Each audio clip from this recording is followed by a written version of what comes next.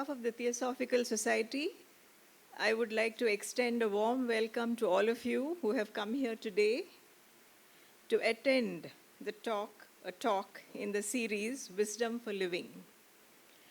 This lecture series was conceptualized by our international president, Mr. Tim Boyd, who believes that spirituality needs to be interwoven or integrated with daily living.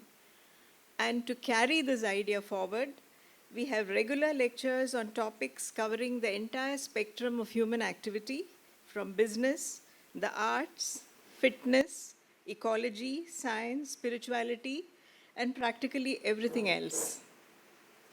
I'm sure everyone will agree that by listening to people who have found ways to apply spiritual principles to their work and living, we too are inspired and motivated to do so. We are meeting today in the beautiful campus of the Theosophical Society. This is the international spiritual headquarters of the TS, and though we have branches in over 50 countries, this place, Adyar, is the heart and soul of the Theosophical movement. It is a spiritually significant place chosen by our founders, Madam H.P. Blavatsky, a Russian noblewoman with extraordinary occult powers, and Colonel Henry Steele Olcott, a much decorated officer who retired from the American Army. Dr. Annie Besant was fond of saying that while Madam Blavatsky gave the world the wisdom teachings called Theosophy, it was Colonel Olcott who gave the Theosophical Society for the transmission of these sacred teachings. The mission statement of the TS, as approved by General Council in July 2018, is, and I quote, "To serve humanity by cultivating an ever-deepening understanding and realization of the ageless wisdom, spiritual self-transformation, and the unity of all life." Today, we have with us an eminent speaker, Mr. D. Manivannan, who will be speaking to us on the topic Neuro, Linguistic Programming and Emotional Intelligence. NLP is a psychological approach that explores the connection between brain function, neural pathways, and thinking patterns. It promises to be a very interesting session, and we are looking forward to learning more about the subject from you. Mr. Manivannan, who has a chemical engineering degree from Annamalai University and also an MBA degree, is a certified life skills facilitator, a certified career guide, and an NLP master practitioner.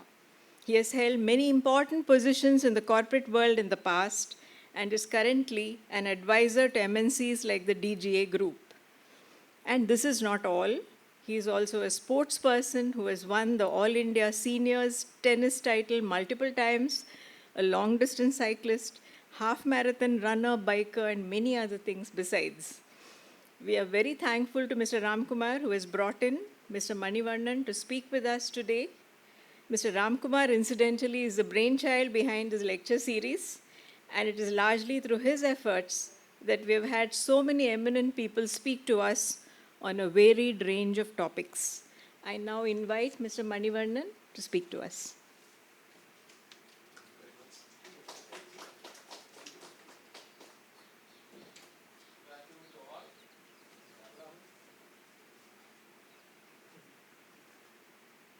We are very happy to have our international president, Mr. Tim Boyd, join us for this meeting.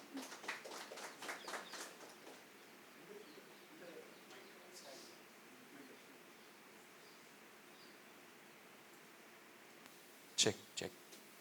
Good afternoon, one and all. It's a proud privilege for me to stand in this building, which is years old. Thousands of eminent people would have stood here and talked about so many interesting things. I'm very thankful to my dear friend Ram Kumar for giving me this opportunity. I'm thankful to President Tim Boyd for this important event. Moving on, I would like to first start with this phrase. Just think about something about love. Think about somebody who loves you very much unconditionally, somebody who you love, present or past, unconditionally. It could be a pet also. Just close your eyes, relax for some time, because I would like you all to go to the trance state to just soothe your mind and just take some deep breaths and then take yourself down to a very comfortable thought process.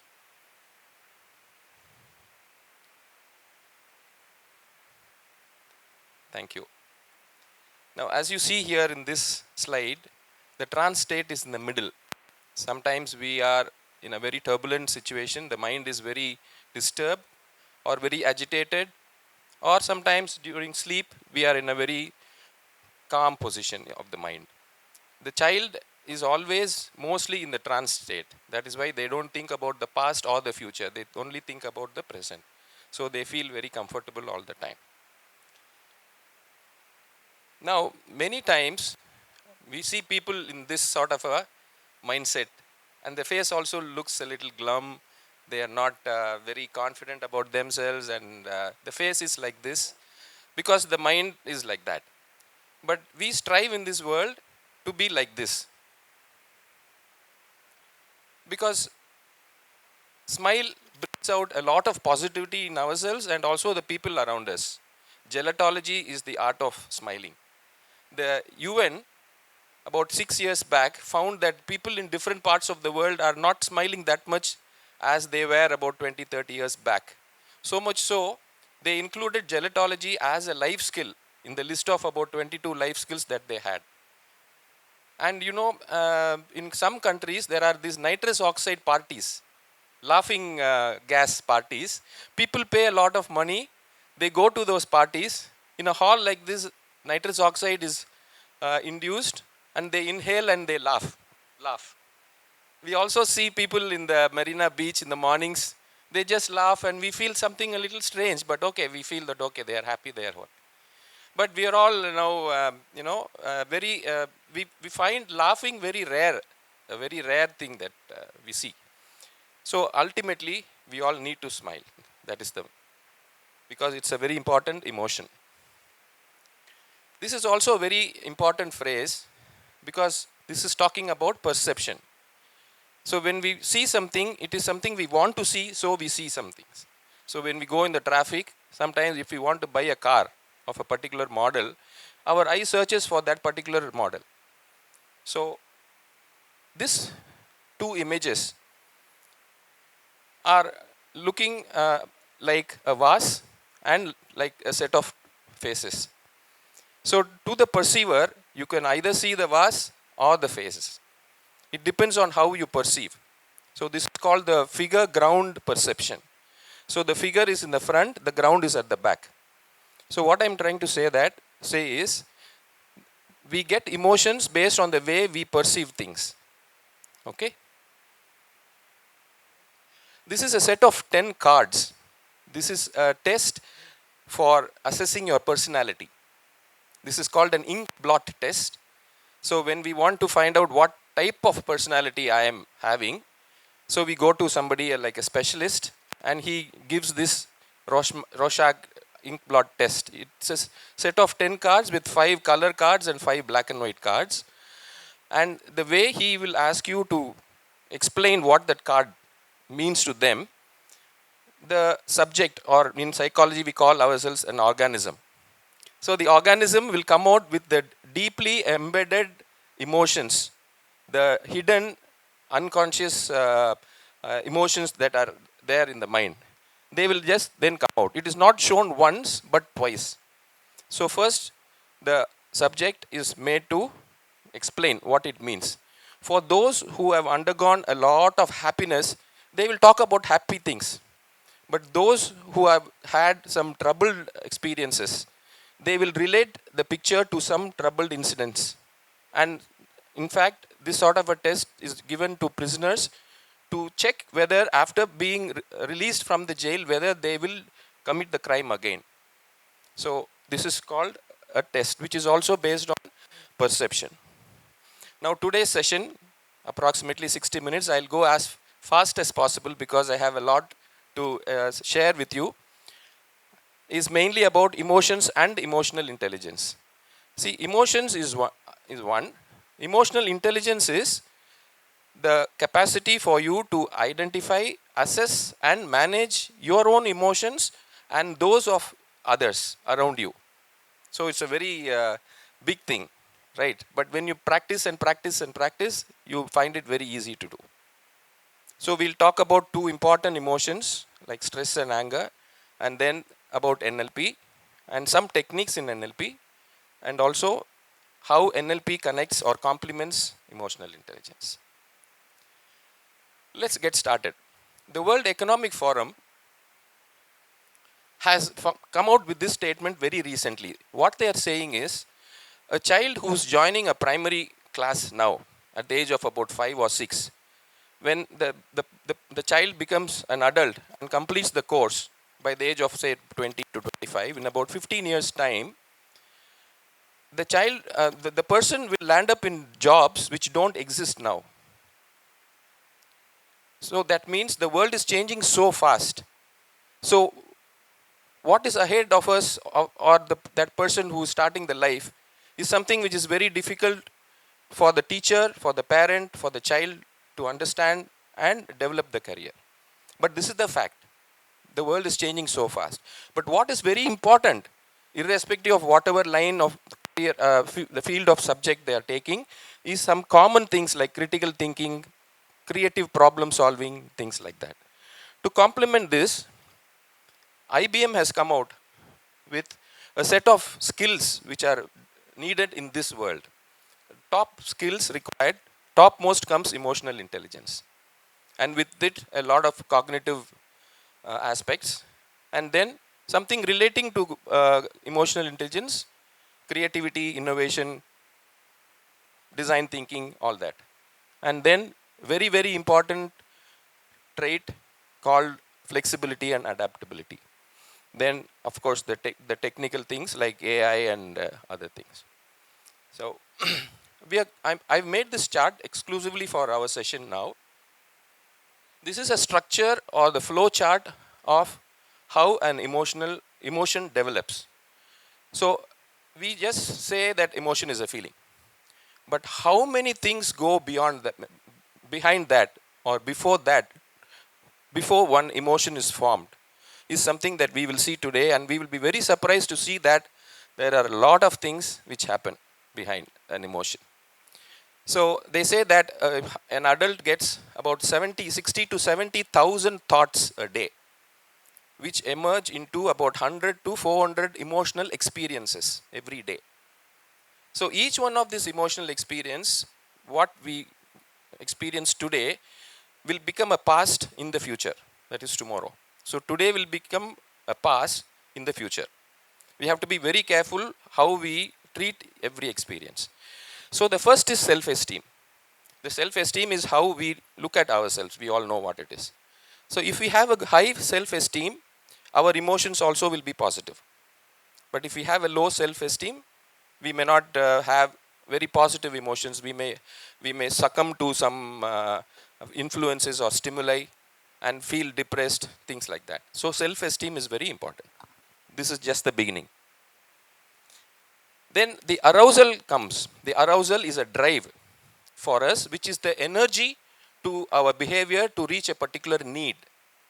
So the arousal is inborn, it is coming from inside, right?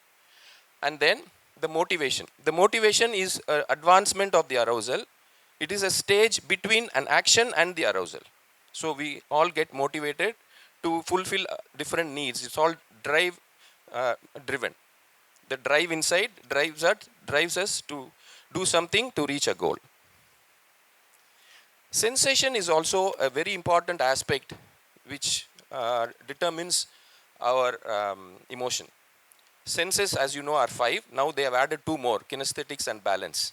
So all this are connected to our brain, and there are different types of sensations as a red car only. That's the type of sensation you will get. All right. Similarly, you have other constancies about which we will talk later. Attention, very important for stimulus formation. In attention, there is something called volitional and non-volitional. Volitional means willful. So willfully you are all here, right, to attend, to have your attention here. Sometimes you don't have that will, serious will to attend, but you still attend. Sometimes you attend based on selective requirements. You only need this or that. So that is selective attention. Sometimes you do pseudo listening. So you are there, you pretend to be listening, but you really don't, you're not attentive and you're not listening. So active listening, as you know, has different components. So all this relate to attention, which is also very important. The way you attend relates to the emotion that you will get. Perception, very, very important. This is the foundation of stimulus. Like I said in the beginning, that color constancy, like that you have other constancies, like for example, shape constancy. The door there will look rectangular, but when it is opened from this angle, it will look trapezoidal. But still in your mind, you will think of the door as a rectangle only. That is a shape constancy. Size constancy, if you look at a plane which is very high, you will think that it is small. You will see that as a very small plane, size-wise. But you know that it is huge. Similarly, there is movement constancy. Like, for example, there is a phi phenomenon, which means like in decorations, you will have those rice bulbs. Alternatively, they will burn. But on the whole, it will look like they are moving. So that's a illusion. Like that, different things that are happening in the world, you will perceive according to the way you will look at them or think about them. That's very important. Attribution is something based on the cause, based on the causality of matters. You attribute something or in some way, or you attribute a person's mannerism in a particular way based on the causality or the cause with which they are talking, right? That is the attribution. All these things contribute to the formation of what we call this stimulus. So you see here so many different things. In each one is an object by itself, right? So all these form the stimulus. In stimulus, there are three other components or factors that influence. One is the learning, the type of learning that you have had.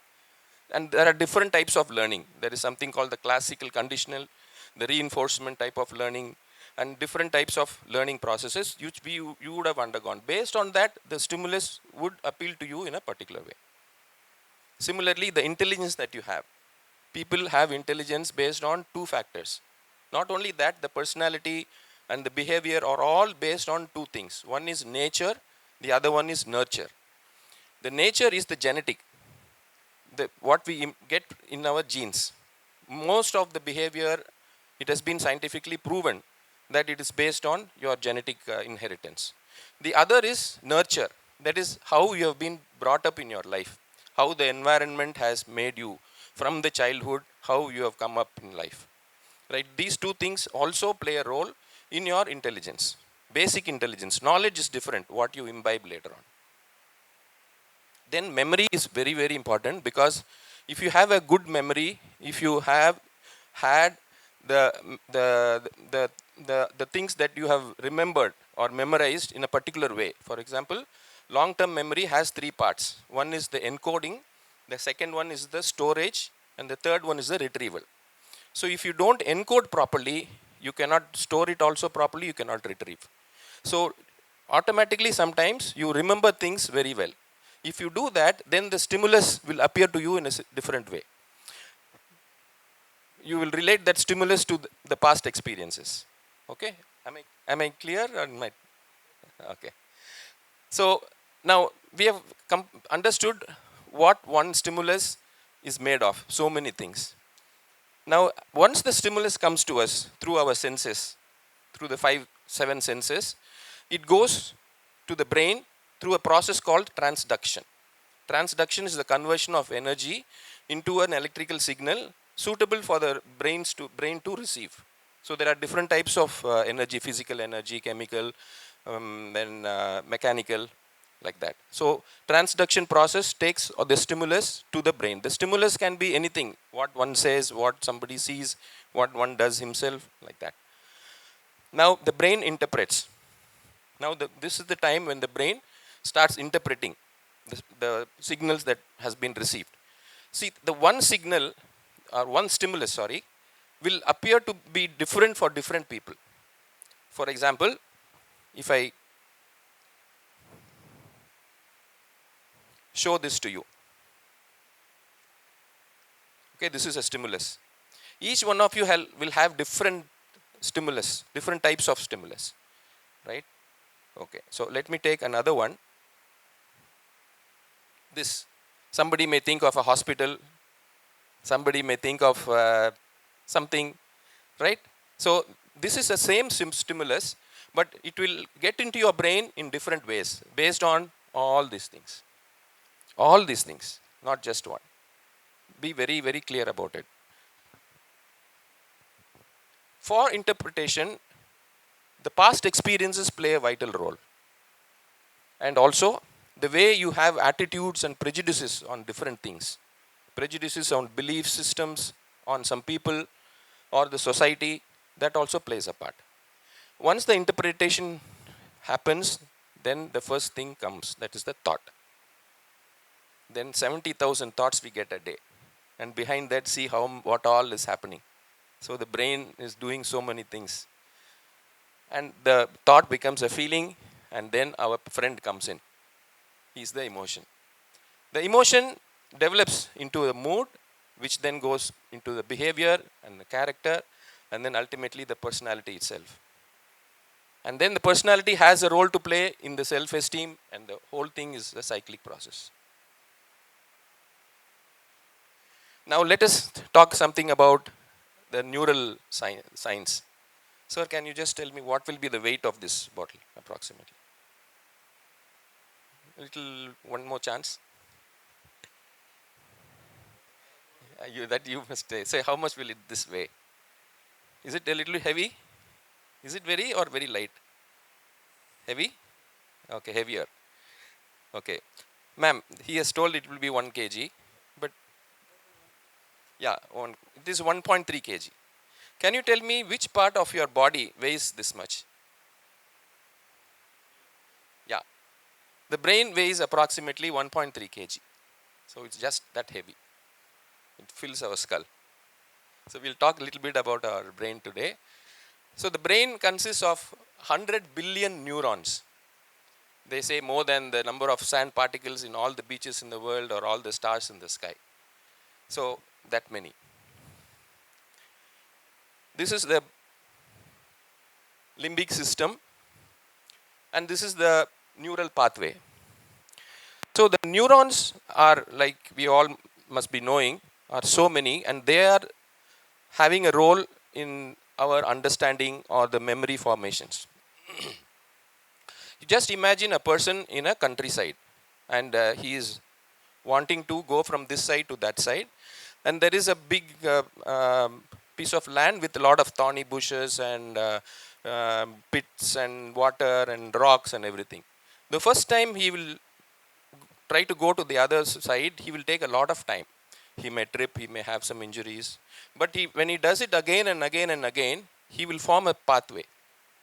Just like that, when we learn a new thing in life, it could be an instrument, or it can be a language, it can be something like a sport, we will find it very difficult. But when we do it again and again, the brain forms a neural pathway. And then the more times, number of times we repeat, it becomes easier and easier. So in the neuron, there are so many things which we can all see in the YouTube. That is, I think we can leave it to each one to see. But the important thing is, so many things happen in the brain. It is an electrochemical reaction.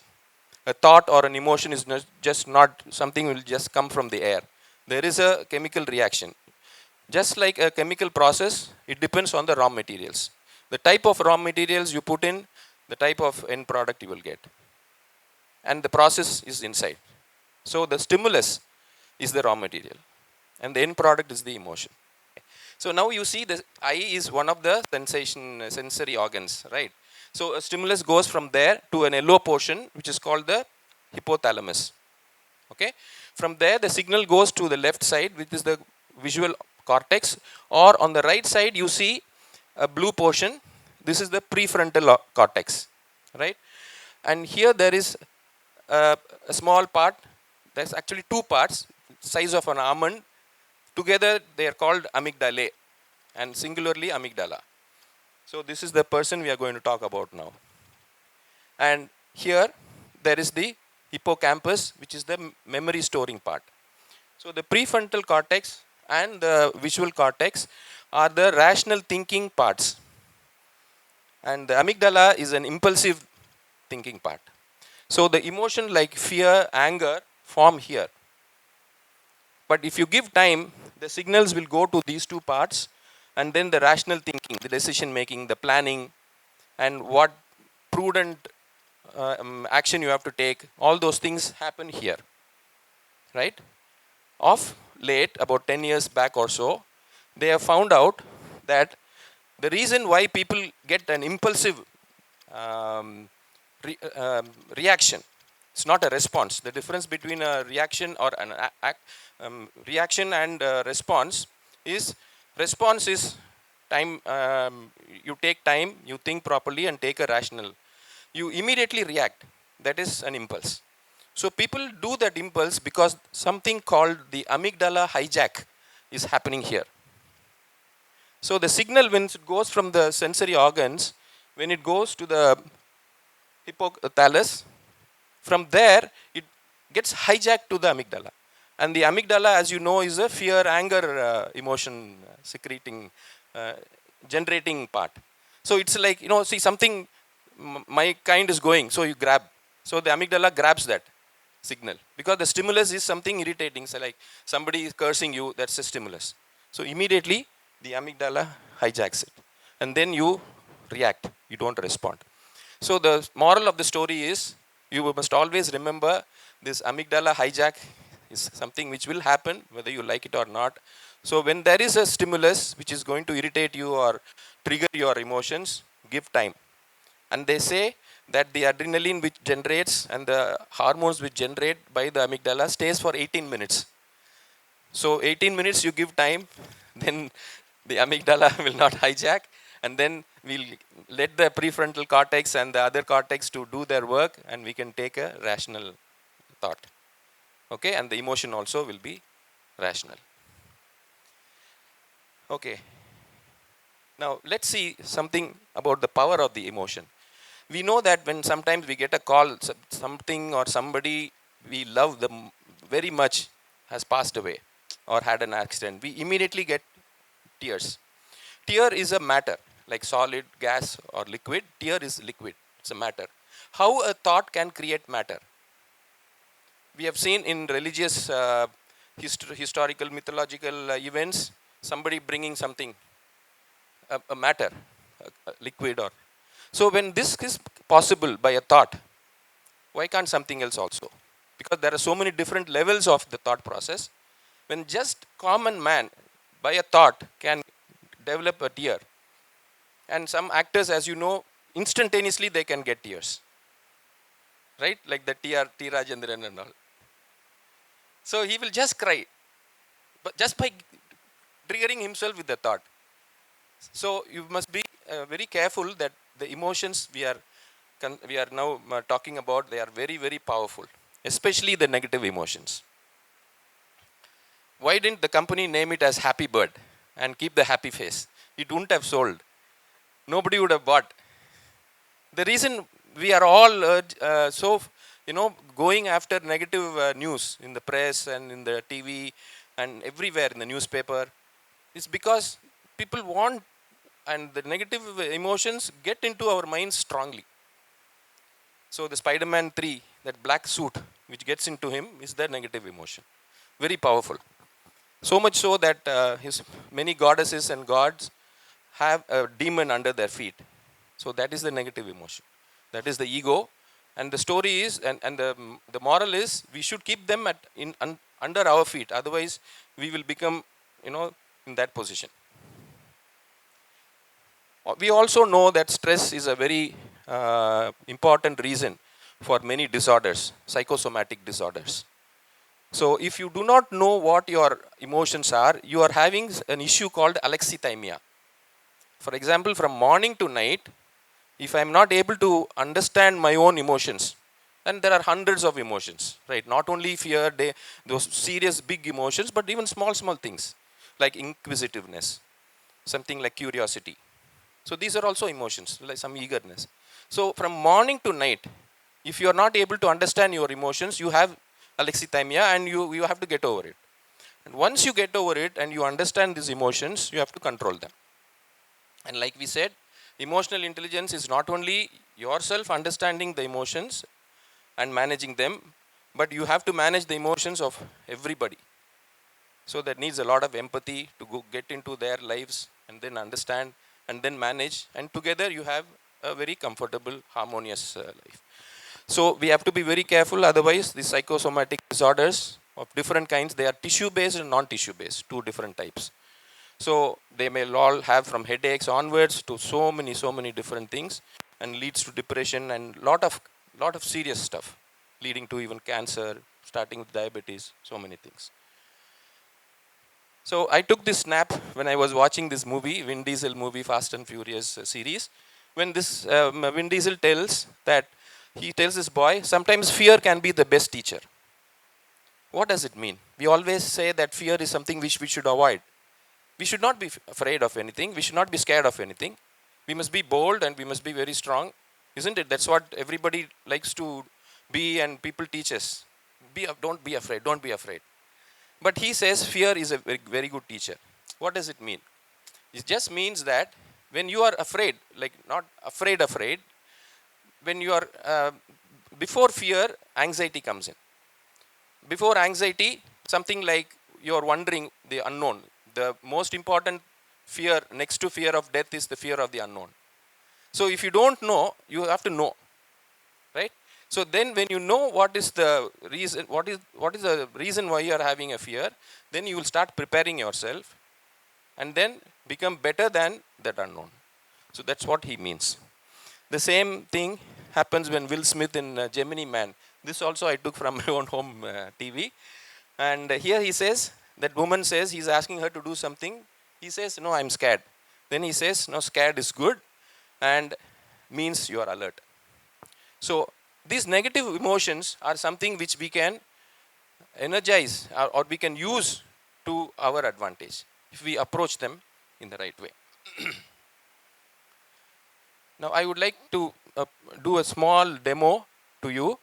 This is called suggestibility. There are different types of suggestibility. This is a test for anybody to understand how comfortable you are to suggestions. When somebody talks to you and gives you a suggestion, are you ready to receive? Or you, depending on the person, you immediately block your mind, whether you are not suggestible. There are different types, physical, then emotional, analytical. For some people, only if you tell some emotional aspects, they will be suggestible to you, right? So I would like to give a small demo, just 2 minutes. Is it okay? Okay. So now feel relaxed. Sit with both your feet on the floor. Both the feet on the floor. Just relax. And back need not be straight. It can be a little crouched. Okay. Then extend both your hands in the front like this. Not very stiff, not too much bent. Just a little bent, not so much stiff. Not so stiff, sir. Little bit, yeah. So something like that. Close your eyes. Take some deep breaths. Just imagine on your left hand wrist, I am placing a half kg weight like a dumbbell. I am just tying that weight to your left hand wrist. Okay. Now on the right hand wrist, I am tying a bunch of 10 helium balloons. As you know, helium is lighter than air, and this weight of half a kg is heavier than air. So this weight is wanting to go and touch the ground. It's going down, it is trying to go down to touch the ground. The left hand, the weight is trying to go down and down and down. The left hand is drawing the weight to go and touch the ground down and down. The right hand, the helium balloons, they are lighter than air. They want to go up to the sky. So they are going up and up and up, and the left hand weight is trying to touch the ground. It is coming down and down and down. Please open your eyes. And you can see most of you, please open your eyes. You can see most of you, the level would be different. So it doesn't matter if it has not changed. That means you are not suggestible to physical suggestions. You may maybe be more suggestible to emotional suggestions or analytical suggestions. So this is just a experiment on neuroplasticity, that your brain has interaction with the body parts and things like this can happen. Now, coming to the two important challenges that we have in our life: stress, because of different things. See, stress is not always bad. The word stress immediately tells it is bad. It is a force, it is an energy. That's it. It is something. But we look at it as stress. Like you know, like we have said before, this stimulus, and the way we perceive it, for somebody, if an auto man, when we go, talks something like in some bad words or something like that, or somebody talks to you roughly, for some it may be very irritating. For some it will not at all be irritating. It depends on how you take it. So stress is of different kinds. Has anybody in this room seen a situation like this? Somebody is breaking a lot of things on the table. In Chennai, there is a cafe in Medavakkam, which is called a Rage Cafe, where you can pay 1,000 rupees per hour and you can go and break whatever you want there. Really. They will give you a big, like a club or something, and there will be a lot of different things. You can thrash anything that you want. Ram Kumar immediately wants to go today. You have been there already. So, is this the way to manage your anger? No. So, this is not the right way. But people are exploiting our emotions. See, we are having anger and stress, but somebody is making money out of us. Is it good business strategy? I don't think so. So, but anyway, that is life. That is what is happening. So, now, stress. This diagram talks about three types of stress. One is no stress. For example, there is a wall. You keep on banging a ball on the wall. Will the wall do anything? It will just be like that. But is there any performance by the wall?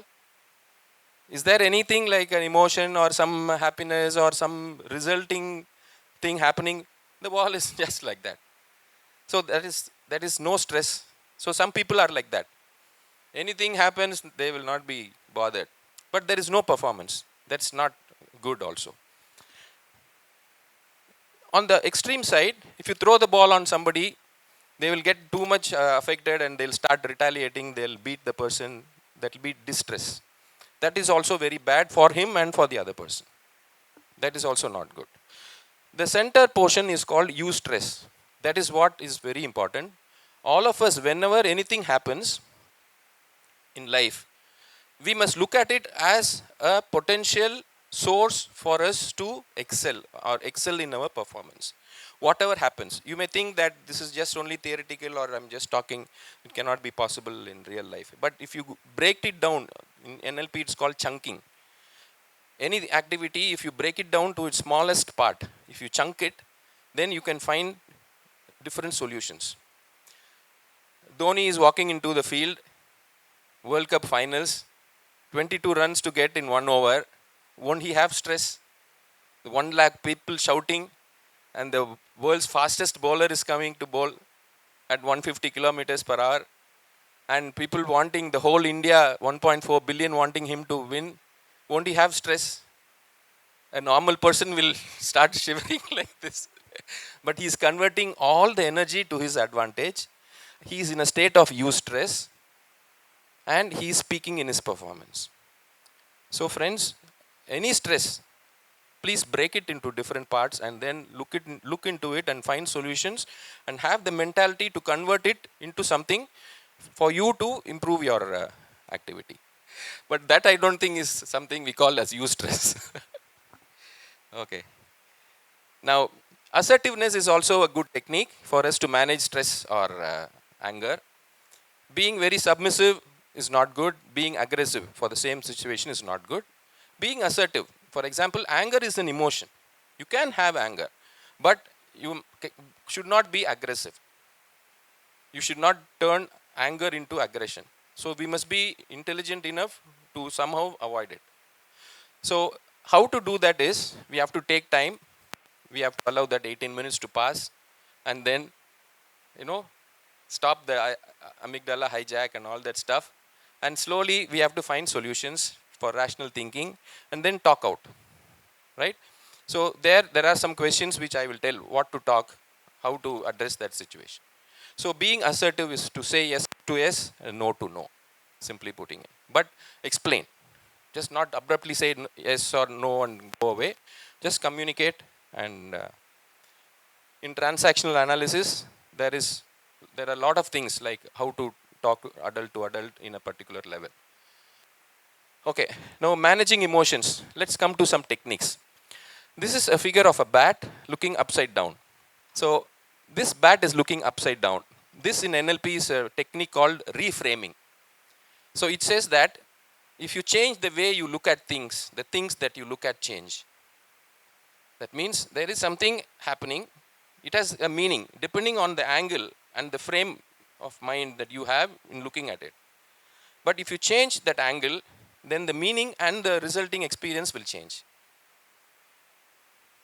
Okay?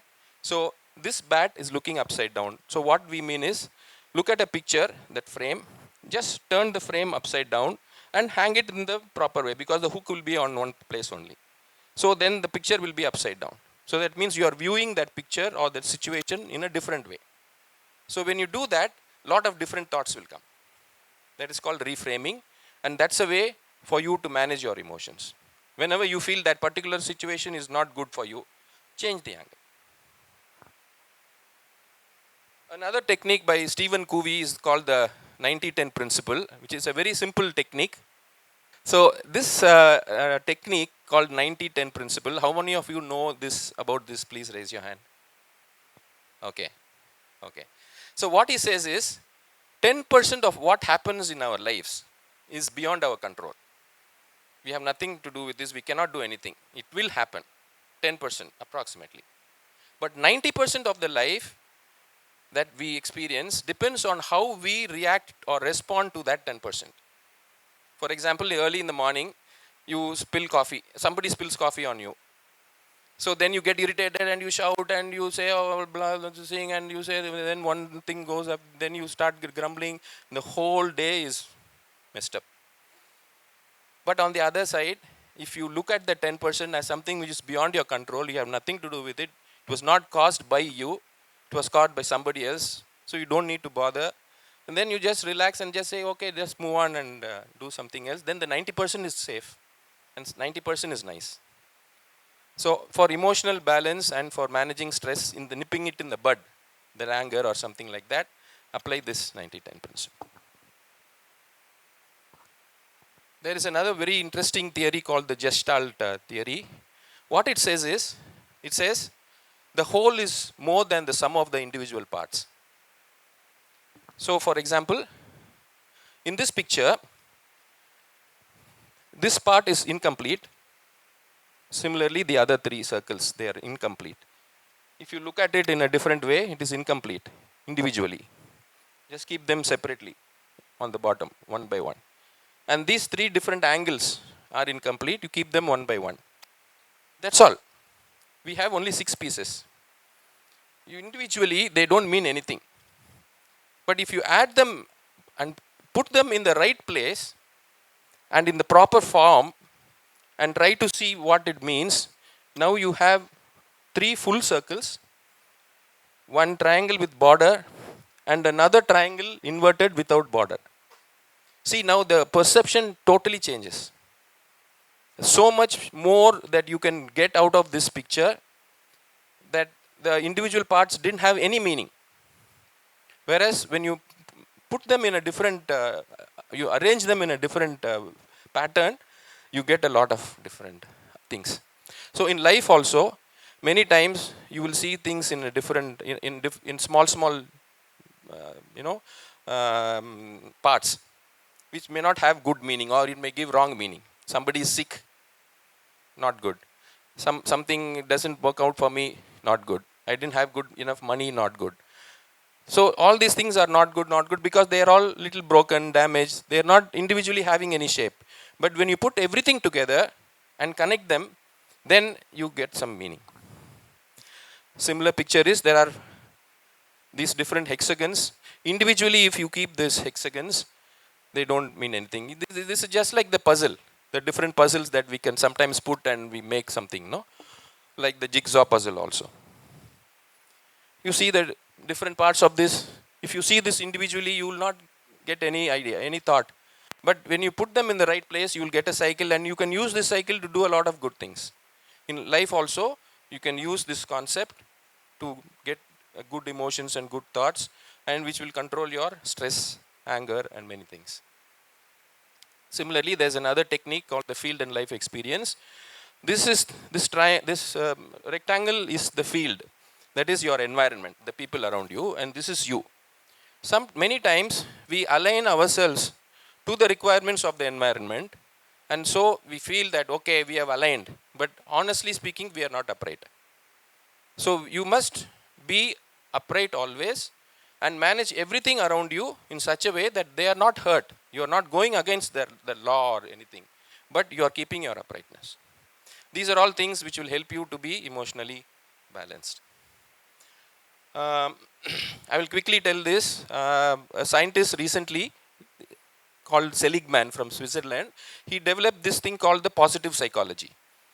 This is an experiment which you can see in the YouTube, which is a little time consuming. I'll quickly go to the point. So he has come out with a theory called learned helplessness. So we are all learned people in different ways. But many times we are helpless because we think that something has happened beyond our control, we cannot do anything. So we succumb to that. And although we are learned, we are helpless. So for that, he has different solutions called optimism versus pessimism and well-being techniques, things like that. So we must only, what he says is, whenever you feel helpless in a situation, you must think that you are learned and there are ways to get over that problem. Okay, now we are moving to our pets topic, the NLP. And before that, a small relaxing picture. We all would like to be like that, isn't it? Without any trouble or responsibilities, just relax in a countryside. So this guy also was doing like that, and one passerby stopped and said, "What are you doing there?" So I said, "I'm just relaxing." So it's in the middle of the day, very nice weather. Why are you? I'm just relaxing. You are healthy, looking healthy. Do you have any health issues? No. How old are you? I'm 35, 40. Why, you are good health. Get up and you have to do some work. So he asked, "What for?" He said, "You have to earn money." Then what for? What for? What for? Then he says, "You get money, you build a house, you have a lot of wealth, you go abroad, blah, blah, blah." Finally he says, "What for? What for? What for?" To be happy. He says, "Now itself I'm happy." So why should I slog the whole life to be happy when now itself I'm happy? But that is not the attitude we must have. We must always have a purpose in life. When you see people with self-actualization qualities, you can see always, I see Vishu here, very highly self-actualized personality. See now, neuro-linguistic programming talks about peaking in your excellence. It is a study of human performances, right?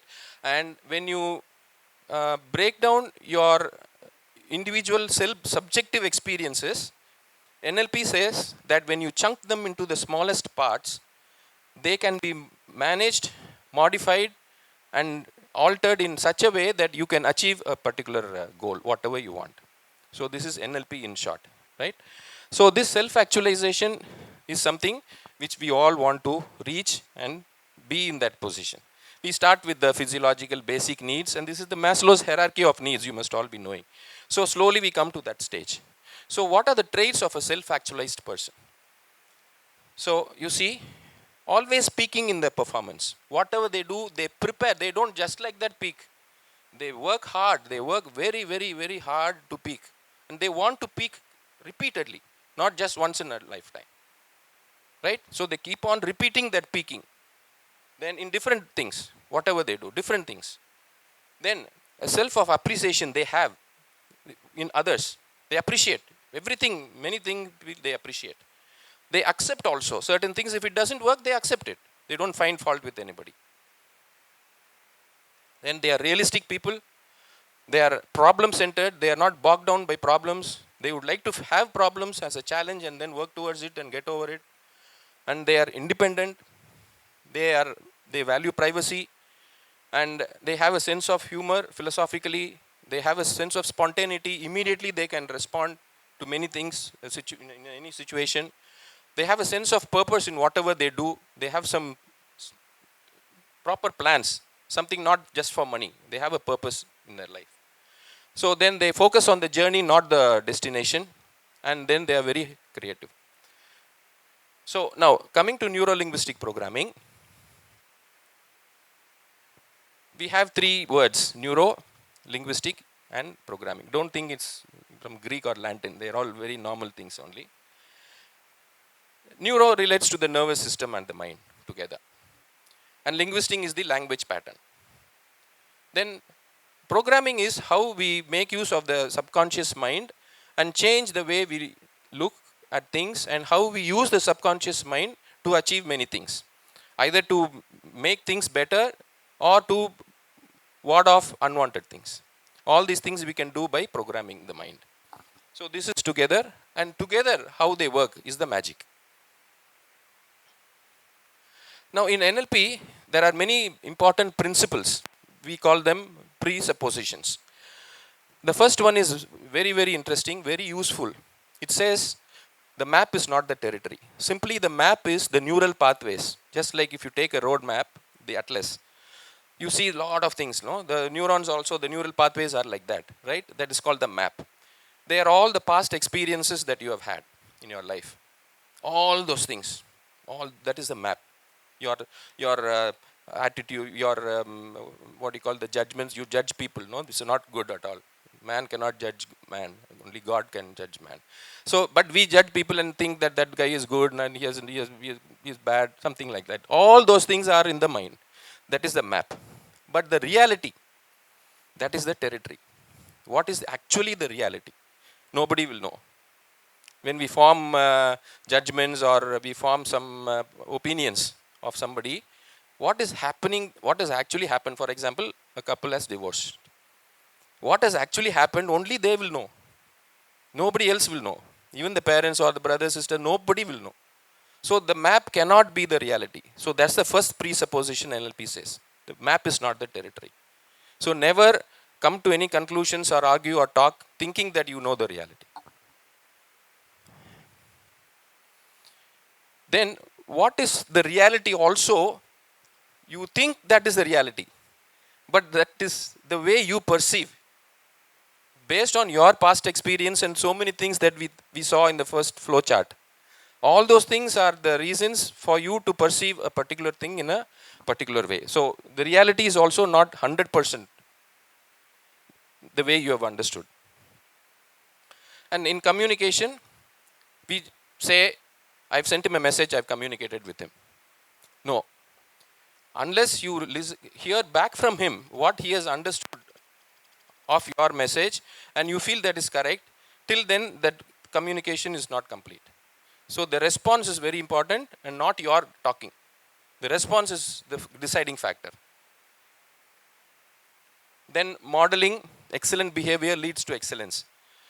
In US, after the NLP started becoming popular, a group of sharpshooters in army, 10 of them were trained in modeling already established and very good sharpshooters in the army. There are already those guys who are 30 years experience. These freshers were made to exactly model them. This is a fact, what has happened.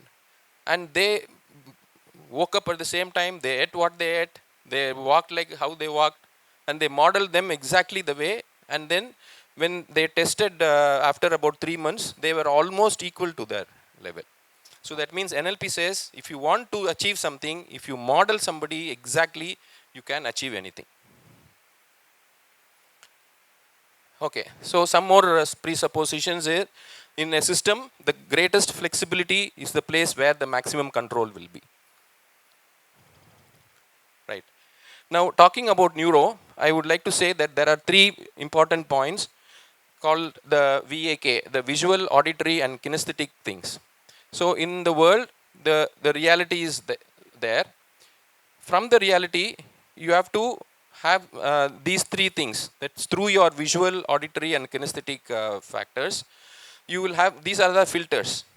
So, the reality minus the filters is what is called the human modeling system. For example, in the neuro part, you see a picture here with the eyeballs in different positions. In NLP, if there is a person who I'm interviewing, okay, or a lawyer is cross-examining a person, depending on the position of the eyes, you can know what he is thinking. For example, here, the top right, like this, if the person's eye is in this position, he is visually imagining something. He's talking that Himalayas is very good, but he has not been there. He is just imagining Himalayas is very good, the snow is very good, like that. So if he looks like this, that means he is recalling what he has already seen, what he knows. So this eye movement is a representation of his inner self, the subconscious mind. So through NLP, through the neuro-linguistic programming, you will understand what he really means.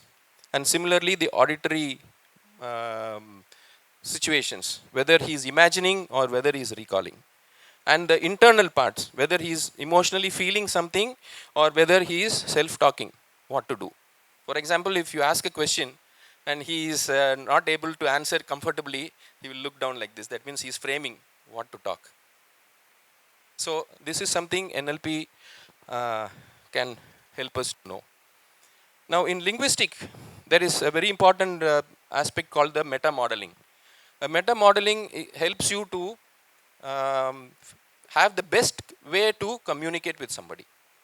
Okay, in this, in our human life, there are three things that are filters for us to understand anything. One is generalization. We mostly generalize. This is like that. This is should be like this. Then distortion means you are confusing, you are distorting, either diluting or over concentrating. Deletion is you're totally removing some things. So in any situation when you are communicating with somebody, you must try to find out whether you are having generalization, whether you have generalized something, whether you have compromised that, or whether distortion or deletion has come into that. And after that you have to talk.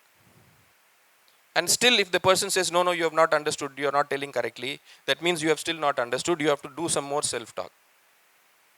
So this is a very important thing in communication, because a lot of problems happen in life because of poor communication between people, within the family or outside the family.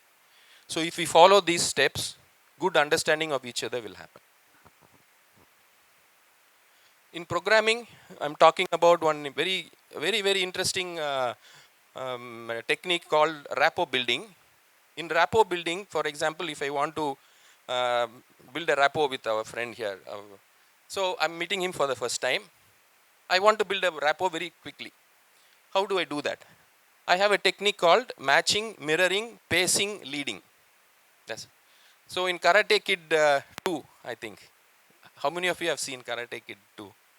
Okay. So Jackie Chan takes the boy to the monastery, and there is a lady who stands on a very tricky place with one leg, like this. And then there is a cobra in front of her, and the cobra is moving her like this, and this girl also is doing like this. Both are doing exactly the same. So this boy says, Master, see how the man is trying to calm down the cobra by just doing like that. He doesn't want the cobra to bite him. So Jackie Chan says, no, the cobra is following him. Okay, that is NLP. So that is the leading stage. So if I want to build a rapport with our friend, so may I have your good name, please? Keshav Das. So if I want to have a good relationship with Keshav Das, what I will do is first match him. Match him means if I know in what dress he is going to come, I will also try to dress in the same way. I will try to, sit in the same way and talk in the same way. And, try to first have that match. So he must look at me, look at himself in me, or somebody who he wants to look like in me. That is the matching first. Then mirroring is, see, there is something called mirror neurons in our brain. So if you see exactly somebody who you think looks like you, or somebody who you like very much, those mirror neurons will fire in your brain. Okay. So if I exactly sit, for example, sir, you just sit like that. Okay. So just a small thing. So see, he is sitting like this. So I'm also sitting like this. So he's having his hand like this. So when he talks something, if he says, yeah, I also do like this.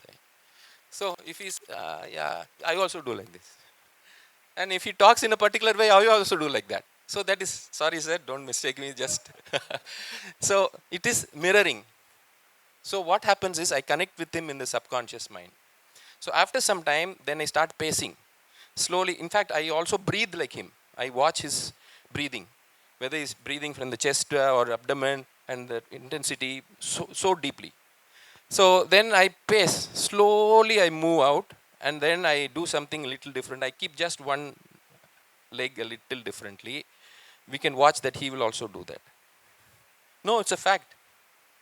It's a fact because you have connected with him in the subconscious mind. We in our studies, in our classes that we have gone through, we have done this. Okay, in the breathing, what I've told you, it was proved. Okay, so somebody was sitting, then you breathe exactly like them, the eyes closed, and then that person's eye will be closed. Then afterwards, when you breathe differently, that person breathes differently. Really. So like that, then mirroring is exactly, then finally leading. After pacing, then you lead, you also will come. So the other one is programming. This is something very important. There is a small part here which is the filter for filtering between the unconscious mind and the conscious mind, and also will remove many unwanted things in your life. So if you reprogram it, you can make use of that to suit what you want, right? Just like leading. So you can reprogram. That's what I'm saying. If you chunk it down to the basic parts and then change the way it is, you can reprogram. We all know that we have two minds. We call it inner voice, or we call it subconscious, unconscious mind, many things. So in the tennis book, The Inner Game of Tennis, they use the two terminologies, self 1 and self 2. So the unconscious mind, subconscious mind, both are the same basically. They are very, very powerful.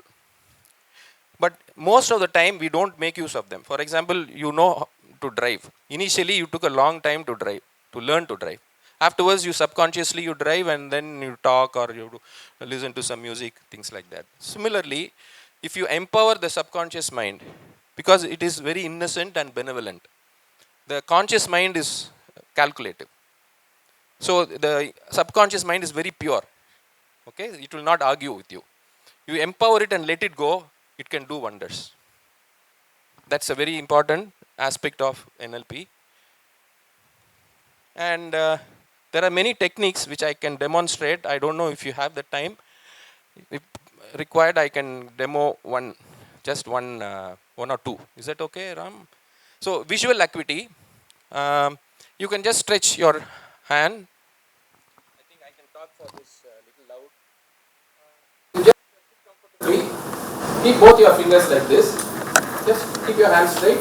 Keep both your fingers like this. Okay? And afterwards, you look straight, but move your fingers like this. Keep on looking straight. Take the fingers to a point where you see the left finger just vanishing and the right finger just vanishing. It can be in different positions. Keep looking straight. Left and right fingers in different positions. Then turn right, look at the object straight in front of the right tip and the left one. Remember their positions. Keep your hands down. And close your eyes. Take some deep breaths. Think of the room. Think of all the nice things in the room, all that is behind you and in front of you, and all the good things, the emotions of the other people, the noise, the smell, and all the movements. So you visualize the room fully.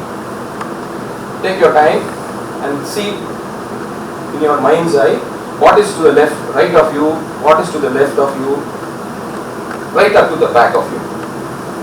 Okay, slowly open your eyes. Keep your fingers again like this. Now keep looking, doing the same thing.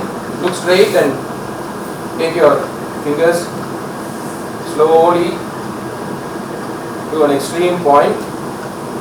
Keep on doing till you see both the fingers. If you one finger vanishes, the other one visible, keep moving the other finger. Then you stop, then turn and see what's the object straight in front of the thing. Most of you would have seen that the arms are stretched. So that is the power of the subconscious mind, which has made you feel comfortable that your peripheral vision. See, the foveal vision, the fovea in the eye, straight looking at it is called the foveal vision.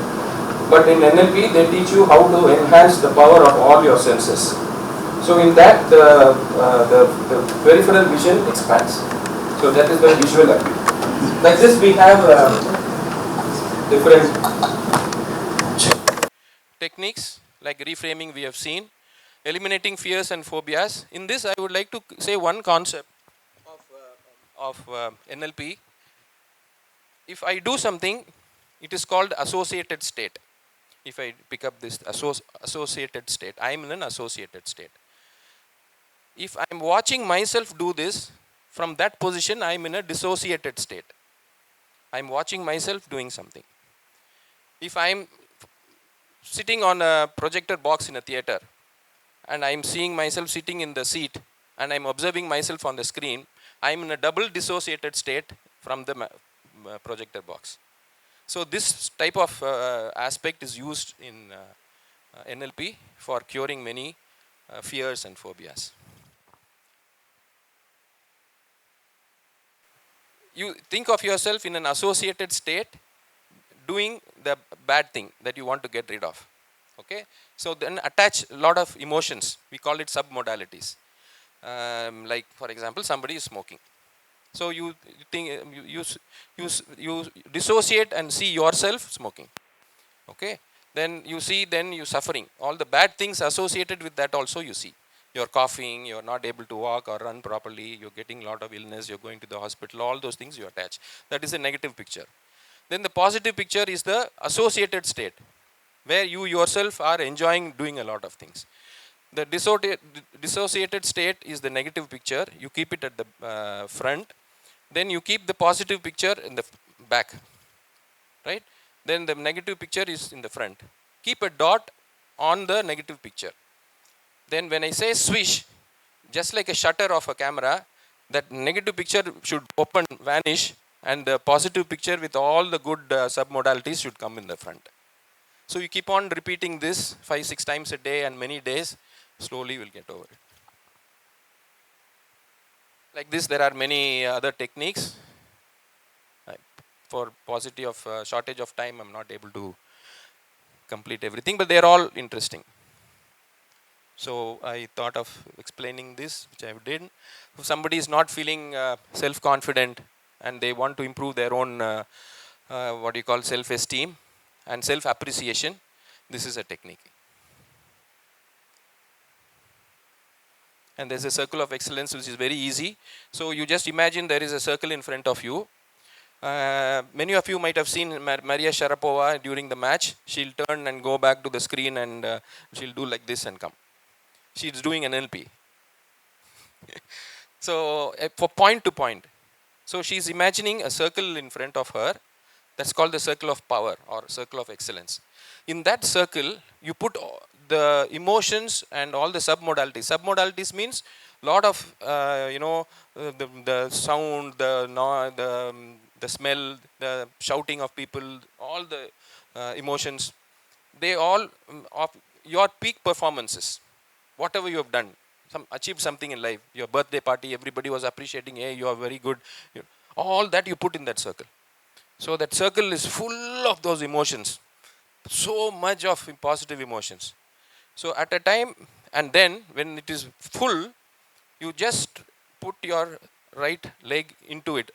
Just before you put, you just do like this. That's called an anchor. You either do like this, or like this, or like this, or like this. You see Maria Sharapova tapping her thigh. So you just do that, and then put both the legs, and you imagine all those powers and emotions fill up your body from the leg to the top. Just there, just they are taking you, totally filling you with all those things. So whenever you want to achieve something, if you are, for example, if you are going for an interview or for some exam, you are feeling nervous, you want to perform well, just close your eyes, just get into that and see all that, and then open and break state. Break state means you have to just get out of it by seeing something totally, unconnected. So this is a very quick example of a circle of excellence. Like this, NLP has so many different things. I think that is too much for one day, one hour. So life is good, but when we make it good, something else like this water will come and this wave will take away part of the goodness, but still we have to make it good again and again. So I wish all the best for all of you and for your families and friends. Thank you.